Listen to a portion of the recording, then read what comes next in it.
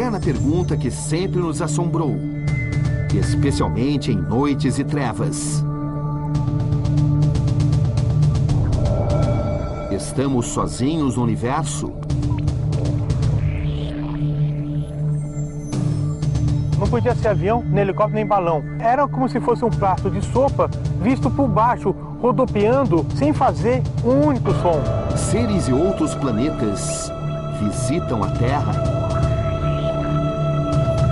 É só a gente se preparar, que eles estão para chegar aí. Alienígenas estão nos observando?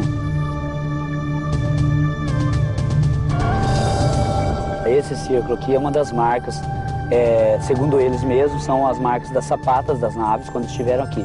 Temos 3 aqui, temos essa, temos mais uma aqui no alinhamento, tá? O que mostra uma possibilidade de um tripé.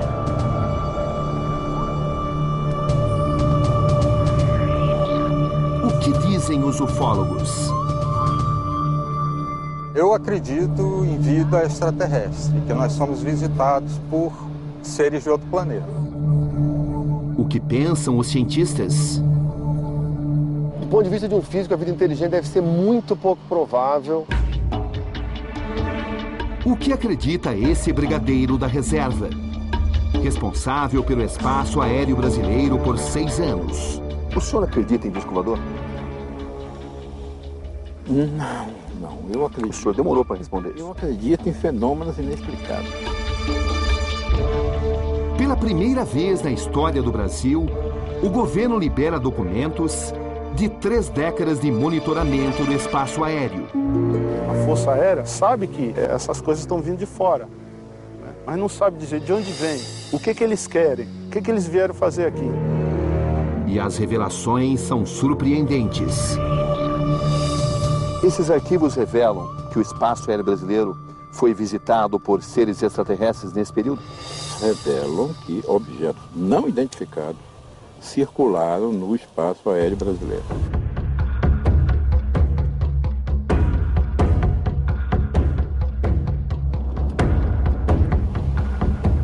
E em Mato Grosso do Sul, uma comunidade cria uma cidade projetada e guiada pelas orientações dos extraterrestres. Os formatos das casas. A escolha dos alimentos. O aerodisco.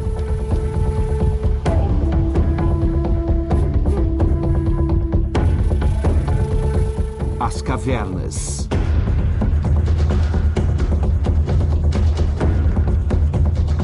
E uma imagem intrigante, inédita na televisão brasileira. Os ufólogos do Projeto Portal cravam o que eles classificam de aparição de um extraterrestre. Os extraterrestres não são uma aberração da natureza, e muito menos uma anomalia. Os extraterrestres são seres humanos altamente, com uma tecnologia muito elaborada, muito evoluída, e um padrão vibracional muito além. As imagens são submetidas a especialistas. O que eles têm a dizer?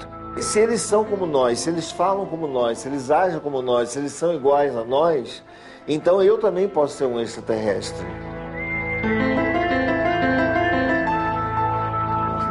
Lunáticos ou um povo escolhido por uma inteligência superior?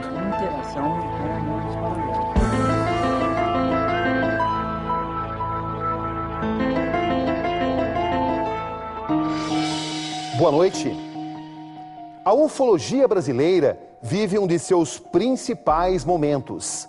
Acaba de ser aberta a caixa preta dos objetos voadores não identificados em espaço aéreo brasileiro. Documentos mantidos em sigilo durante décadas pela aeronáutica serão revelados. Aqui Roberto Cabrini e esse é o Conexão Repórter.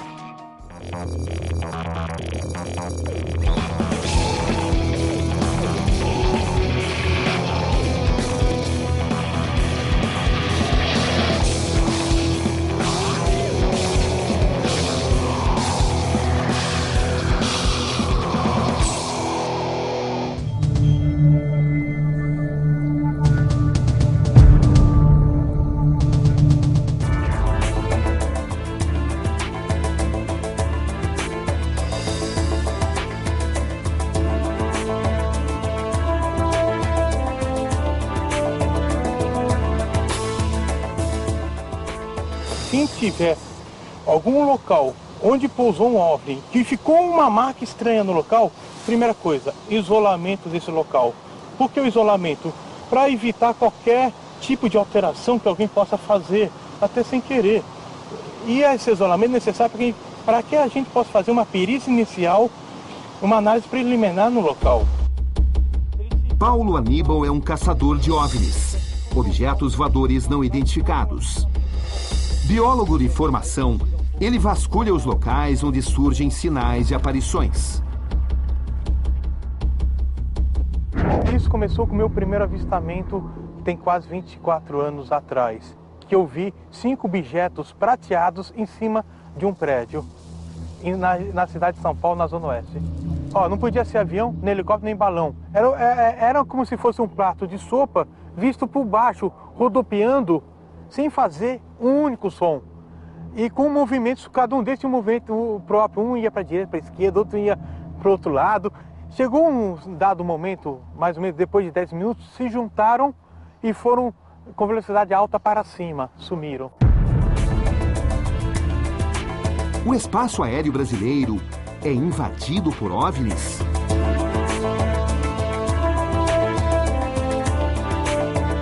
O céu do Brasil é ocupado por UFOs? Os radares conseguem captar as naves de outros planetas?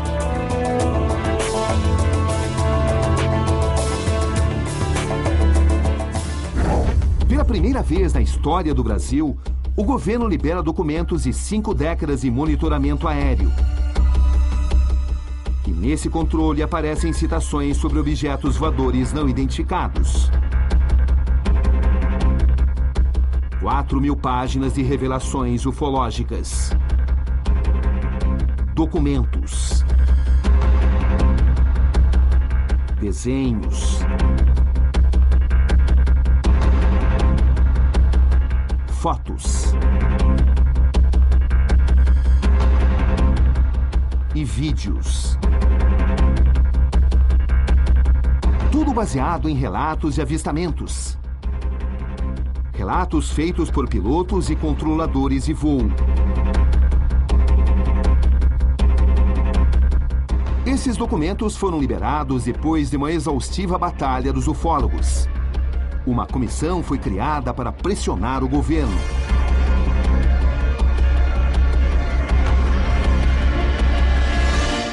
Olha, um dos pontos que a gente coloca como fator importante dessa liberação é o conhecimento científico. Né? Conhecimento científico, conhecimento histórico, para finalmente todo mundo tomar conhecimento disso, correr atrás, que é um direito da população que se interessa por esse fenômeno. Os documentos estão disponíveis no Arquivo Nacional. Um dos mais relevantes é o da chamada Operação Prato. Veja trechos de um dos depoimentos do piloto. Dia 28 de novembro de 1978, Tomé Açu, Pará. Quando iniciada a descida, observou-se o deslocamento de um objeto voador não identificado. O OVNI manteve-se em voo nivelado por um período de 4 minutos, com a mesma velocidade da aeronave. Em seguida, subiu em ângulo acentuado, em grande velocidade. Agora repare esse trecho. O relator não observou detalhes estruturais devido ao seu estado emocional decorrente do avistamento. Nesse outro documento, o relato chama ainda mais atenção. Corpo luminoso de cor amarelo avermelhada, brilho intenso, deslocando-se a baixa altura, baixa velocidade. Acelerou até atingir grande velocidade. Forma de um prato com vértice acentuado na parte inferior, intensamente brilhante de cor vermelha. A Operação Prato foi realizada pela Força Aérea Brasileira em 1977 e 78, em Belém do Pará. O comandante da operação foi esse homem. Coronel Irangê Holanda. A missão era verificar a ocorrência de estranhos fenômenos com luzes estranhas, relatados pela população do município de Colares. O fenômeno ficou conhecido como chupa-chupa. Os militares montaram uma base em Colares e passaram a vigiar o espaço aéreo dia e noite. Era a tentativa das Forças Armadas para explicar o chupa-chupa. Havia uma série de relatos de pessoas que tinham sido atingidas por uma luz e que julgavam que ele estivesse sugando o sangue das pessoas. Porque realmente, depois a gente foi verificar, tinham algumas, principalmente mulheres, no seio esquerdo, uma marca como se fosse 2 furos de agulha, tá? E em torno, uma mancha castanha, como se fosse uma queimadura de iodo, tá? As pessoas diziam que tinham sido sugadas, o sangue tinha sido sugado, uma parcela pequena do sangue tinha sido retirada. Então passaram a apelidar de chupa-chupa por causa desse fato. Conforme a missão avançou, o coronel teve um contato imediato e segundo grau. É o que ele garante. Olha para cima, nós olhamos, aí o herói brasileiro tremeu nas calças, porque eu olhei e tinha um troço enorme em cima da gente, um disco preto, escuro, parado em cima da gente. Não estava mais de 150 metros de altura. E fazia um barulho assim ar-condicionado. E alguma vez assim, aparecia esse barulho de bicicleta, aquela catraca de bicicleta. Fazia um barulho assim como se fosse uma catraca de bicicleta quando você pedala ao contrário. Tá? Aquele troço parado com aquela luz no meio. Mas uma coisa muito grande. Eu acredito que uns 30 metros de diâmetro. Tá? Aquele troço parado em cima da gente. Nós ficamos olhando e ele logo em seguida começou a emitir uma luz.